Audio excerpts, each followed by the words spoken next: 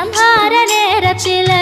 சமுத்திரம் பின்வாங்கும் சந்தோஷ திருநாளில் நல்லருளை தாரும் ஐயா முருகன் என்று முழங்குது என் மனசு கடலை போல உன் கருணை பெருசு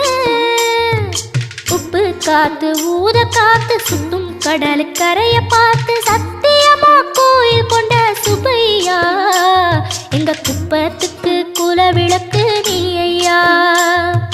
திருச்செந்தூர் ஆண்டவனே வேல் முருகா தினம் உனக்கு நன்றி சொல்வோம் மால் மருகா திருவடியில் தவம் இருப்போம் திருமுருகா